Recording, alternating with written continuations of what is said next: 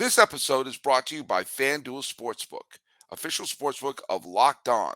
Make every moment more. Visit fanduel.com/locked on today to get started. And now, let's get started on this episode of Locked On MLB. You are Locked On MLB, your daily MLB podcast, part of the Locked On Podcast Network, your team every day.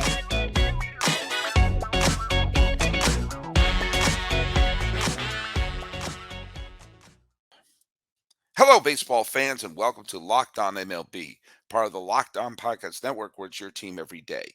This is the daily podcast. We talk about all of Major League Baseball. I am your host, Paul Francis Sullivan. There's my lower third. You can call me Sully.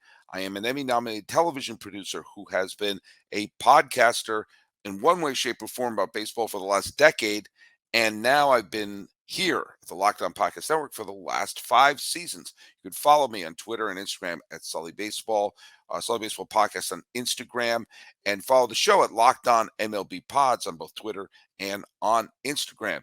And be sure to subscribe to us on YouTube and tell your smart device to play podcast Locked On MLB. Hey, before I get started with the show today, I'm playing the second part of our interview with Dan Epstein, who is a great author of books like Big Hair and Plastic Grass and Stars and Strikes. And he wrote the wonderful book, The Captain and Me, about Ron Blomberg, who's a big Yankee cult hero from the 70s, and his friendship with Thurman Munson, who's one of the great Yankee legends of all time. I want to address something. I'm not going to lie, the single strangest YouTube comment I've ever got. It's from Portraits of the Jersey Shore, who's a fan of the show, who said, at first I thought I got it from the Riddler, because it says, "Why do you have an NBA intro to every one of your MLB videos and podcasts?" And I have to say, I looked at it. I know some people who have been in the FBI, they examined this. I didn't understand it. I couldn't figure out what he was talking about. What shows was I talking about? The NBA. I'm pretty clear we talk about Major League Baseball in this one. Once in a while, I'll mention basketball, but usually in the context of baseball. Didn't know what he was talking about. And I asked, what do you mean?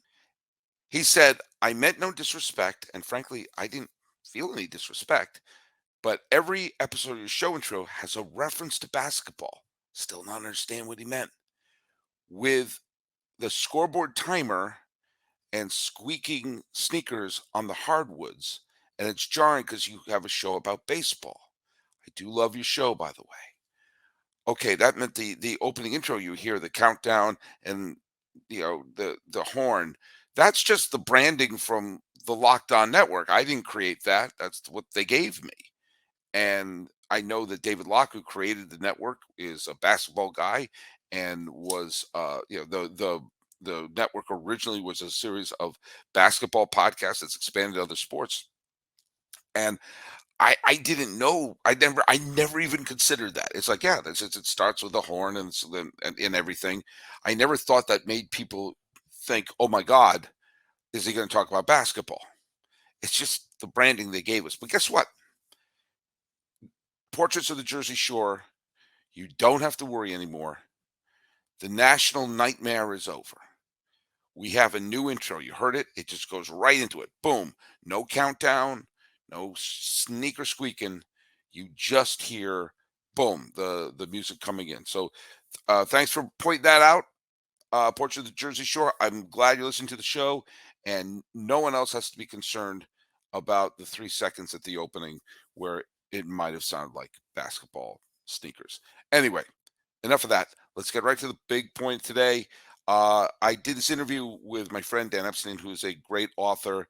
We did it about a few weeks ago.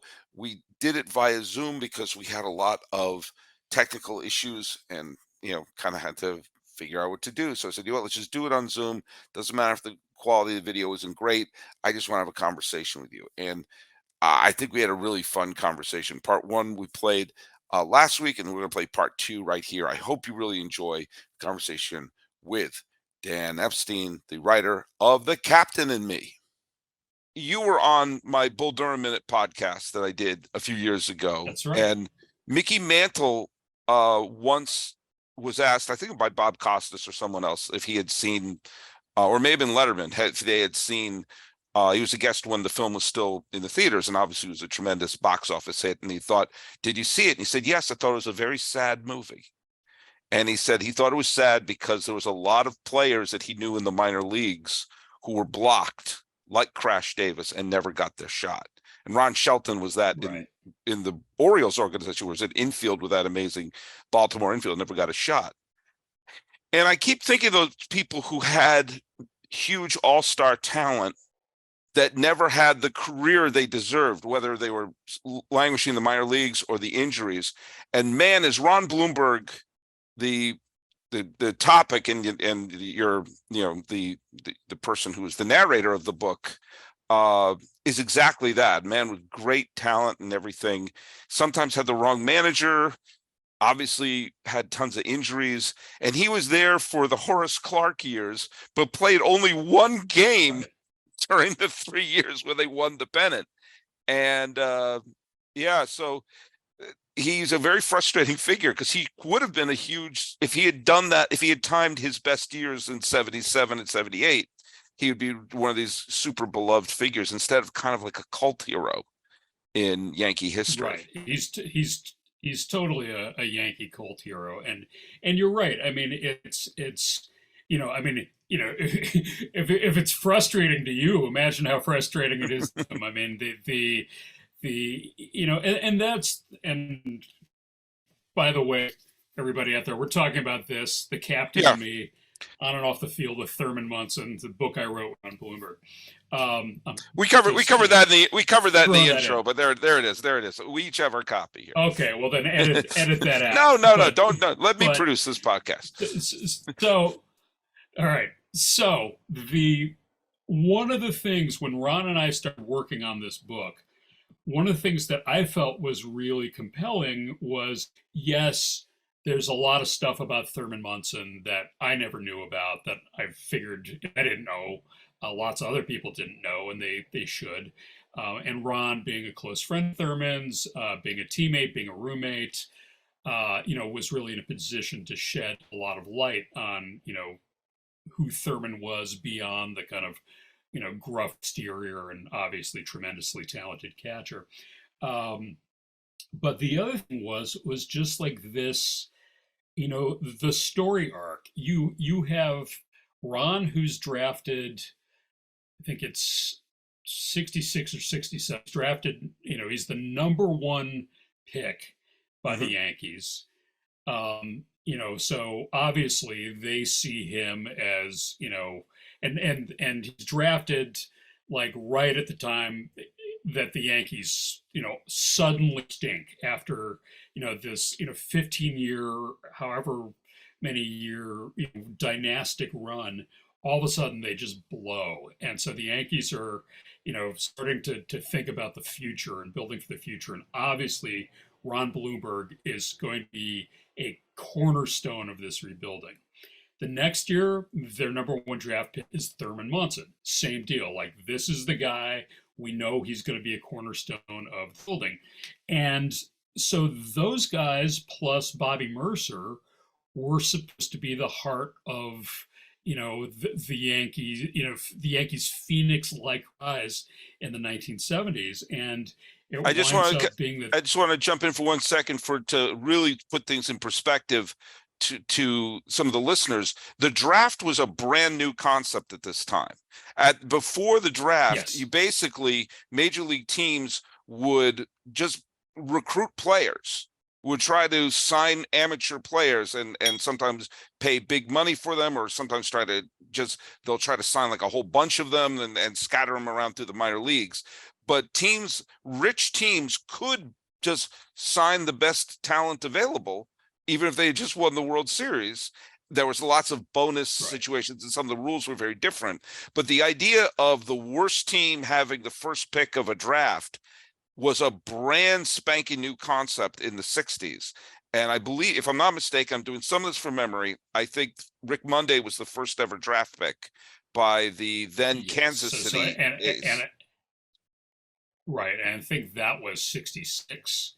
So Yeah, I think then Ron would have been drafted in 67 and Thurman in 68. right. And And so the because the Yankees Yankees were had the first pick those years. the Yankees who had, as you said, they were dynastic. They could buy players, but they also had a weird and I think completely collusion-filled relationship with the Kansas City A's, where they would trade their bad players for the A's good young players, and and if they just it was those two teams were colluding basically, and the A's were basically a farm team. And once Charlie Finley bought the A's and put an end to that, by a remarkable coincidence, the Yankees' fortunes started falling apart, and they didn't have young players to replenish when Hank Bauer and Moose Skowron and Yogi Berra and Mickey Mantle all started to break down. And the result was Right. they have the first pick of the draft, and Ron Blomberg and Bobby Mercer and Munson were held up as the golden children to save the franchise, essentially.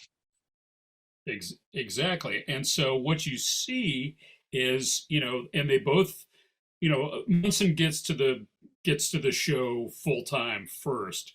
Ron doesn't, they both have a cup of coffee in 69, but then Ron gets sent back down to the minors and doesn't come up full time till 71. But, it's this sort of thing where like they're both, on track. They're both like really good players. I mean, Munson establishes himself as a great player out of the gate, but Ron, like, he's a really tremendously talented hitter. Gives, as he is fond of himself of saying, 110% every time he's out on the field, and was very popular with the fans. But then what happens is, and the team gets better, and those guys are part of it, and then Ron just starts getting injured and completely misses this renaissance, which he's been groomed to be part of. But because he keeps running into walls or swinging too hard for the fences, and when he could be, dialing it back a bit. I mean, he was never one to dial it back, so he kept getting hurt, and then winds up completely missing the boat, in missing the championship boat.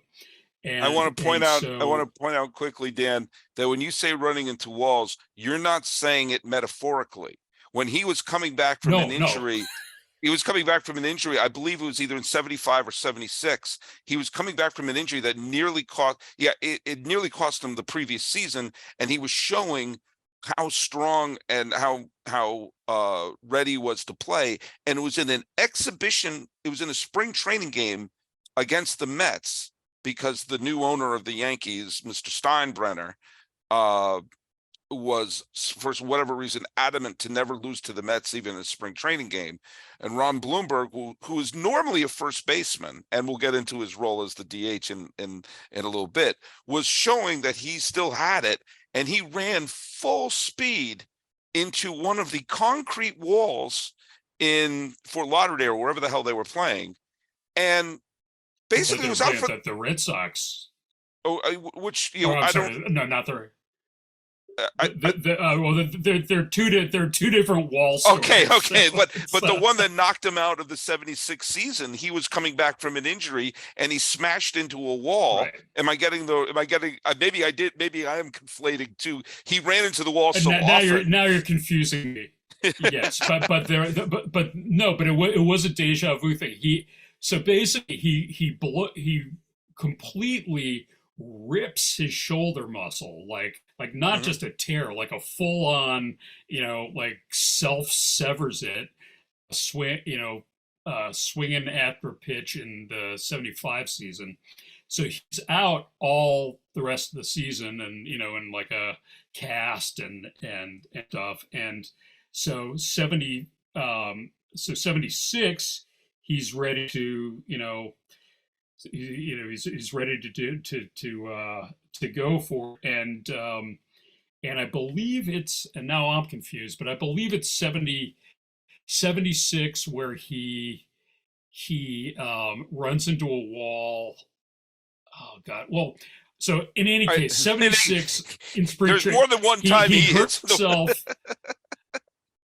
Right. So he basically injures himself running into a wall in spring training at 76, is out for the rest of the season, except for like they bring him back at the end and He plays and one game. let him have a One couple game. of at bats. Yeah, Yeah. game after the season is basically over, and then 77, he's worked out all 76 off, he's ready to go, and then he runs into the wall That's in right. spring training in 77, and it's like it's deja vu all over again. And and that, I think in both cases it's like Billy Martin sticking him out there for reasons known only to Billy Martin, because Ron by this point, I mean, he played some outfield in his life, but he was not a fielder. No. And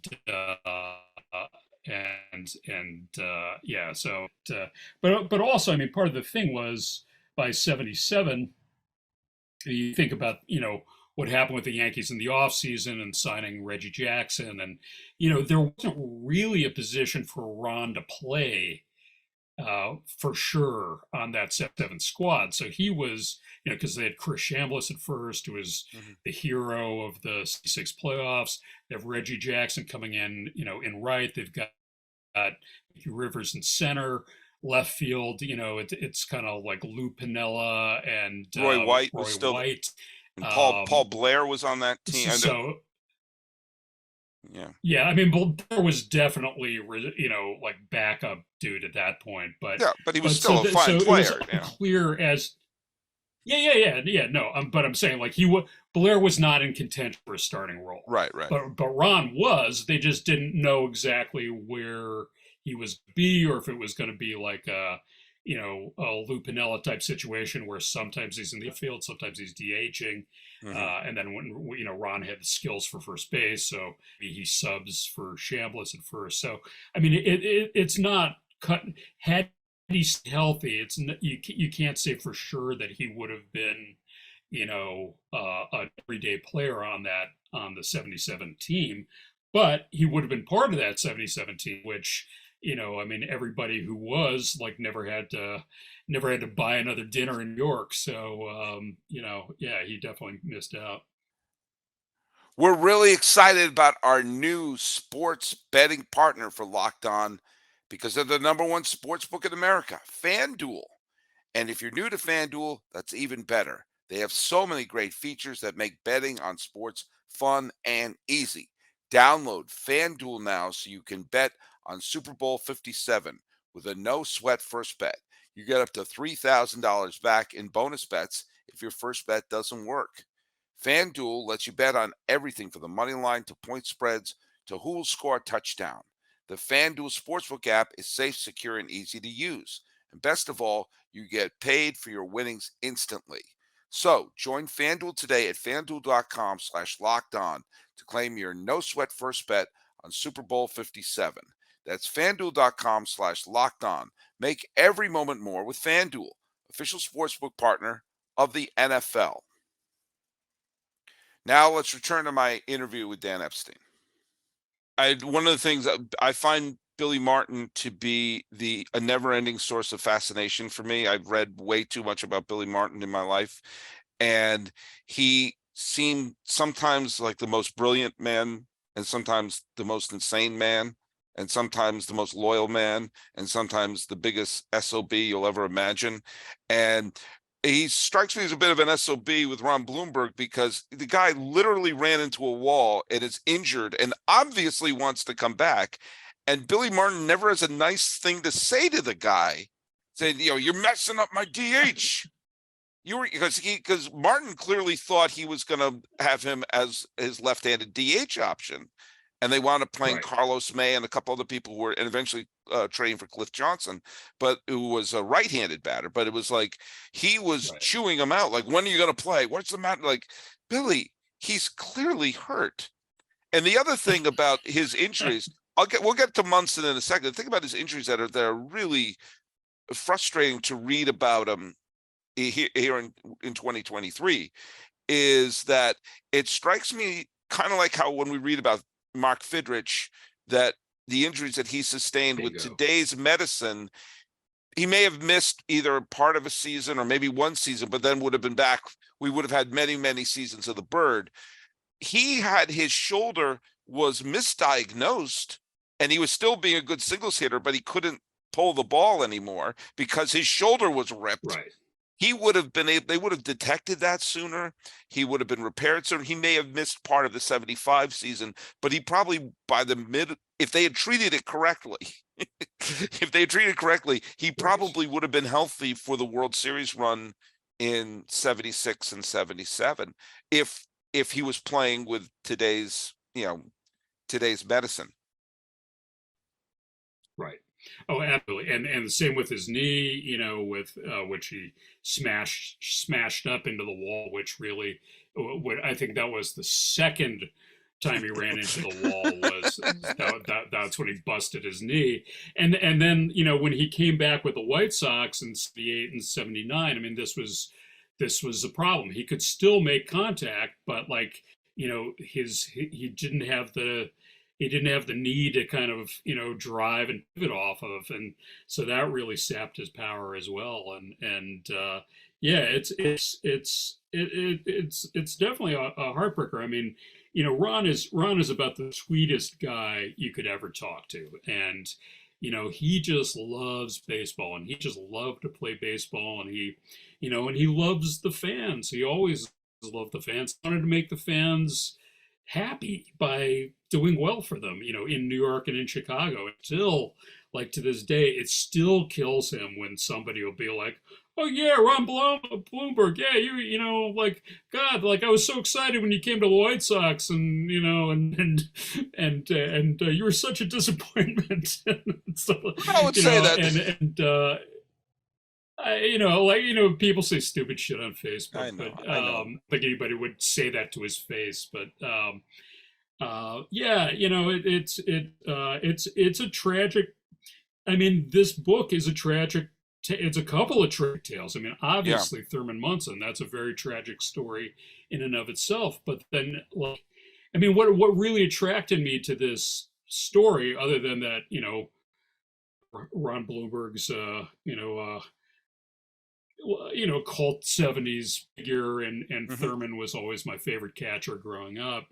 There's such a human story to this, where it's like, you can have all the talent in the world, all the drive, and all the, good attitude. I mean, Ron always brought a good attitude to the field. He was never like, "Oh man, I got to play today." It's like, I want to play. I want to, swing for the fences. I want to, go great guns. And you can have all that. And plus all this just like natural, like he was just a natural born physical specimen. Like this day, nobody knows how this, son of Jewish jewelers from the South, like, was this, Greek god, essentially. Like, just like no body fat, all muscle, just, like twice the size of his dad. It just, nobody's really sure what kind of recessive genes made that happen. But it's like, but so basically he had everything going for him, and it didn't work out. And that to me just is like, fascinating, because, as baseball fans, we're always like, "Oh yeah, that, like, oh, that guy sucks," or "That guy, that guy was such a disappointment," or what have you. And it's like, the amount of talent and the amount of work that goes into anybody, that goes into Fred Chicken Stanley making the major leagues. Oh, it's like beyond our comprehension. Well, if the comic Jimmy Pardo and I talked about this on the show, he said anyone who played one game in the major league is amazing, is incredible, has talent we don't understand, because they survived that whole gauntlet. You think about people who were first round draft picks who don't make it past Double-A. If you get to the major leagues as a cup of coffee, you are an astonishing talent. The guy sitting on I made fun of Stan Pappy in the documentary Spaceman that I appeared in, because he was all the Red Sox Right. got in exchange of Bill Lee. But I was quick to point out, anyone who plays a game in the major leagues, you buy a beer from his whole life. The Red Sox just should have Yeah, gotten more than a absolutely. utility infielder for Bill Lee. But Right. but And that being said, yeah. So it's just like, this is, like, you can have the best attitude, the best, the best talent, but if the breaks don't roll your way, or if you break something, Yeah. like it's, that's what you wrote. And so, the contrast of like Thurman becomes, one of the great catchers of his era, and I don't really to get into Hall of Fame arguments, but he should He be in the belonged. Hall of Fame. Yes, I agree. And the and he's captain of the Yankees, and he leads them to 3 straight pennants, 2 straight World Series championships, and probably could. I mean, 79 was kind of a wash for the Yankees anyway, but I think had Thurman not had in the plane crash in 79, had gotten healthy in the offseason, he could have very easily, led the 80 or 81 or 81 squad to another World Series championship. And had he done that, I think he would be in the Hall of Fame now. Thanks so much for making Locked On MLB your first listen every day. Your second listen should be Locked On MLB Prospects. Host Lindsey Crosby is a prospect encyclopedia, and he's going deep on the Major League Baseball stars of tomorrow. It's free and available wherever you get your podcasts. And now, let's listen to the final segment with the great author, Dan Epstein. I mean, he was just constantly, in the dugout, on the field, in the clubhouse. He was just constantly dialed in, and all he cared about was the game and playing, and wanted everybody on the team to give the proverbial 110%. And and so then the Yankees finally win, when they finally win their first pennant in a dozen years, which is 76. It's very clearly Thurman who leads them.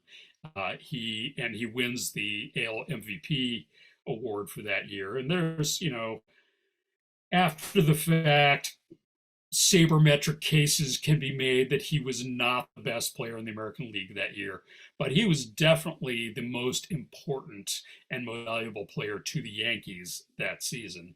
And he was in 77 too.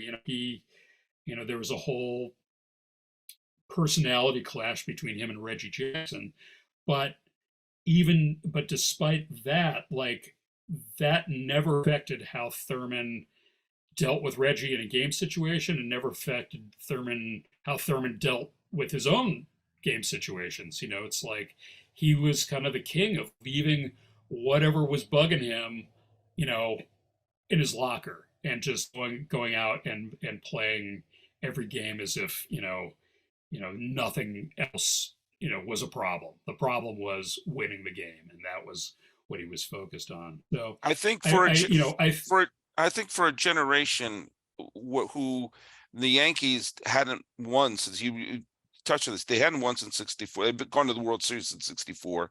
They hadn't won since 62.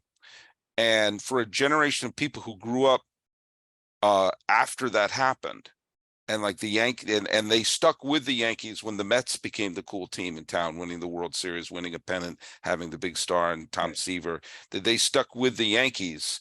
But they didn't have a pennant of their own. They didn't have a title of their own. And I think Munson, in a similar manner that Jeter and the crowd who did that in 1996, again, also homegrown player, played hard, played with a sense of the proverbial get your uniform dirty, and it's right. that this is the hard-nosed player who is leading our team, and suddenly leading them back to greatness. And yes, the Yankees poached a lot of great players from Cleveland, like Chambliss and Tidrow and Nettles. Yes, they were in on free agency very early with Catfish Hunter, the fluke with Catfish Hunter, but also obviously Reggie and Don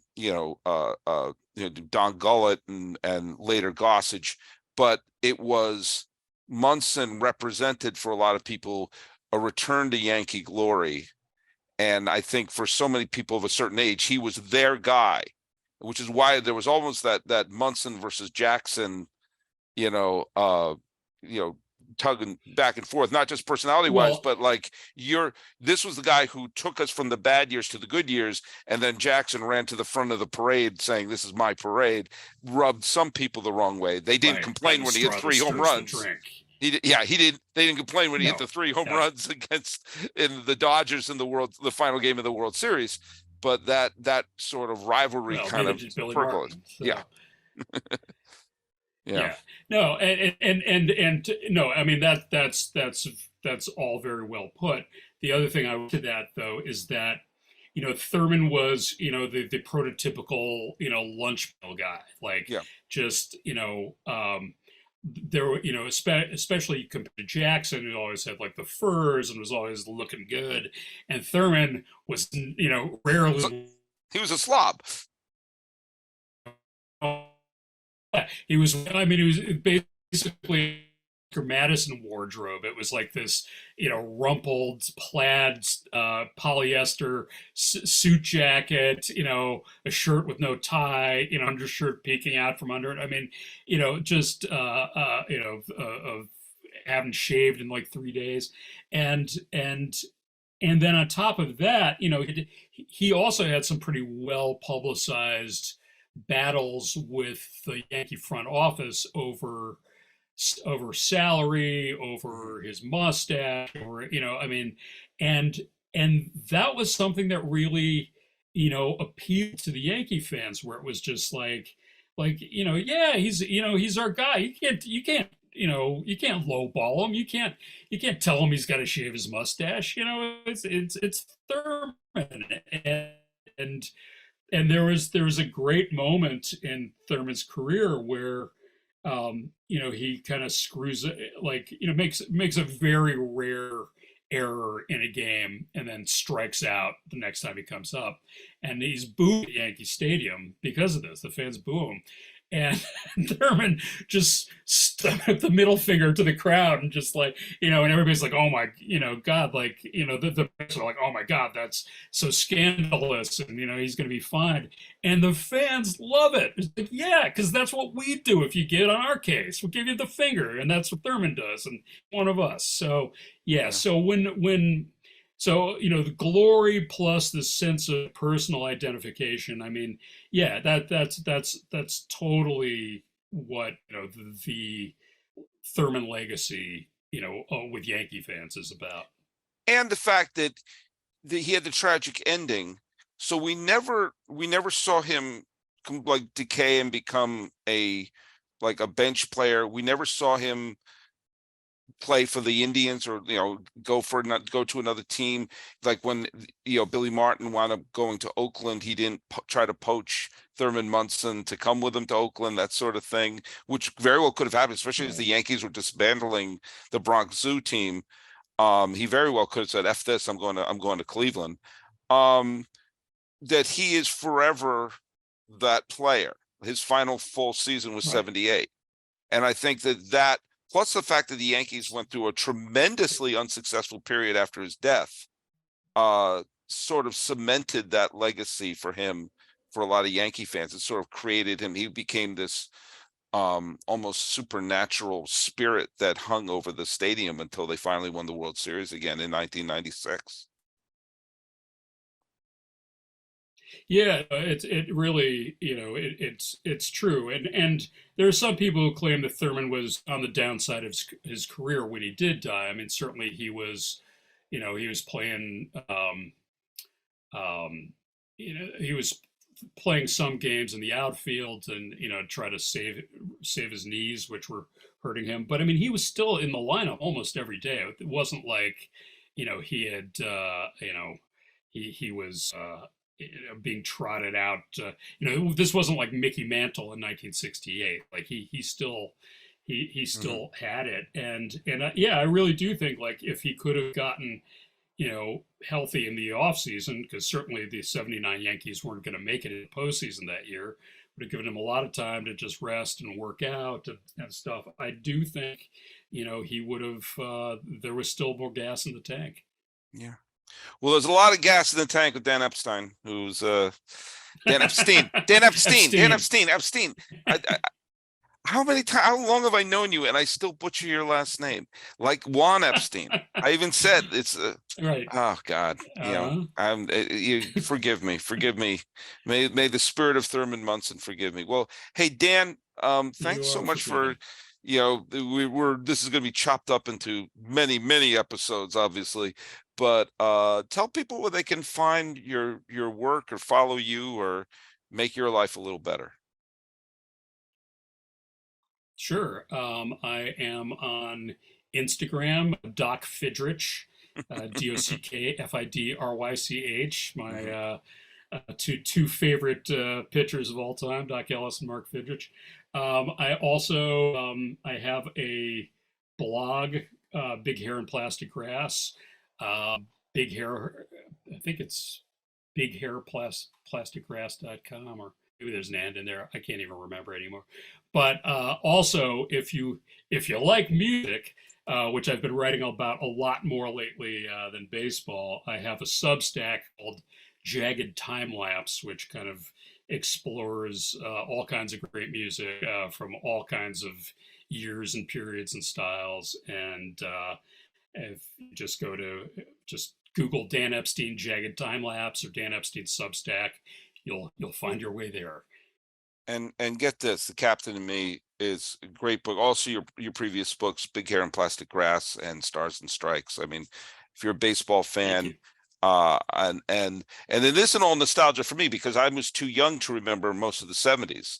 And it's just such a Right. wonderful just a wonderful time capsule. And you and I have talked in your previous appearances that I get frustrated when the the 50s crowd thinks they have the complete monopoly on baseball nostalgia. I'm nostalgic for Three River Stadium and the Vet and the cookie cutter parks and the polyester uniforms and the AstroTurf because that was the baseball I grew up on and fell in love with. And and I think that there's so much you know just great memories that can be mined from that. And you read through your It's books. yeah, it's Yeah. I mean, it's a very rich period. I don't like the term nostalgia for what I do because I try to make it really clear that I'm not saying, "Oh man, the '70s were great. Everything was awesome." That to me is nostalgia. '70s were weird. So I was in the '70s. It was a strange, unsettling time. It was not all disco balls and funky bell bottoms. It was, snot caked corduroy pants and, brown conversion vans and wife swapping, which, was a lot less fun if you were, actually impacted by it. So, so but I think it's an incredibly rich period and it needs to be examined for all the important changes that happened in the game in the 1970s that are still impacting the game today. But I think it needs to be taken on its own terms. So yeah, it was awesome, but it was weird, it was strange, it was there's a lot of combativeness on and off the field. There were a lot of people fighting for their lives in the game, and Ron Blomberg was one of them. And but so I appreciate that you dig the books, and I do think anybody who's interested in '70s baseball and just the '70s in general should read my books because I think they'll get a lot out of them. And as I said, they have the greatest literary honor I can bestow upon a book is they always end up in my bathroom. They always end up. Yes. They always end up in my A- bathroom. So as an inverted bathroom reader, I can think of no higher compliment. well, thank you for being there in the bathroom with me. Looks like your cat is showing up in the background. That's the universal sign. Dan, thanks so much for being part of the show. For everyone else, you could follow me at Locked On MLB Pods on Twitter. Follow me on Instagram at Sully Baseball Podcast, and subscribe to the YouTube channel. And subscribe to us wherever you get your podcasts. If you want to hear some of my episodes I did before Locked On, subscribe to Sully Baseball, and a couple of Dan's been on some episodes on the old show as well as the new show here, talking with the great Dan Epstein of The Captain and Me, on and off the field with Thurman Munson, as well as Big Hair and Plastic Grass and Stars and Strikes. This has been Locked On MLB. I am your host, Paul Francis Sullivan. Please call me Sully. Okay, that's probably 3 episodes right there.